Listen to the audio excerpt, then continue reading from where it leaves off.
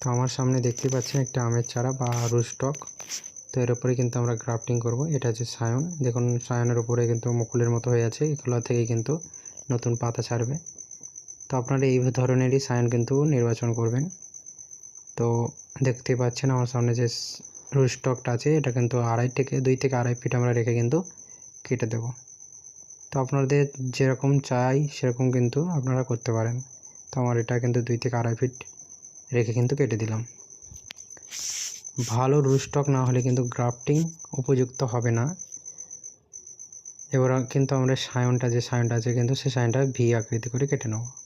তো একে দেখতে পাচ্ছেন ধারালো ছুরিতে খুব ধার দেবেন গ্রাফটিং করার সময়, তাতে ভালো 100% সাকসেসফুল হওয়ার চান্স থাকে। তার তলার দিকে একটু ফোঁপি আছে, সেগুলো কেটে দেব। দেখুন আমরা কিন্তু কেটে দিয়েছি এবং রুটস্টক আছে এর সাইড বরাবর চিড়ে নেব আমরা।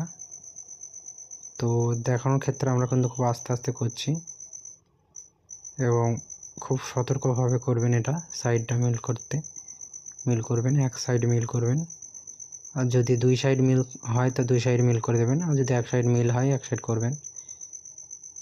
তো দেখুন আমরা কিন্তু রুটস্টকটা এখানে বসিয়ে দিলাম এবং এখানে পলি বাঁধবো। দেখতে পাচ্ছেন আপনারা একবারে পাতলা পলিটা বাঁধবেন খুব ভালো করে, যাতে এয়ার বা হাওয়া ভিতরে না যায়। দেখুন আমরা কিন্তু জড়িয়ে দিচ্ছি, খুব ভালো করে জড়াবেন। এটাই কিন্তু গ্রাফটিংয়ের মূল কারণ বা মূল জিনিস। এটা না করলে কিন্তু আপনার গ্রাফটিংটা অসফল হয়ে যাবে। তো আমরা বাঁধছি, সেটা আপনাদের দেখাচ্ছি। ক্যামেরার অ্যাঙ্গেল একটু ঘুরে গেছে। তো এক্ষেত্রে এই দেখুন আমরা কিন্তু বেঁধে নিয়েছি। দেখুন উপরে কিন্তু ছোট ছোট বার্ডসের মতন আছে।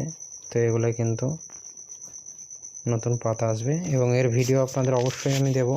তো আমার যদি গ্রাফটিংয়ের ভিডিও ভালো লেগে থাকে অবশ্যই সাবস্ক্রাইব করবেন এবং উপরে একটি ক্যাপ পরিয়ে দেবো। যদি ভালো লেগে থাকে অবশ্যই সাবস্ক্রাইব করবেন এবং পাশে থাকবেন।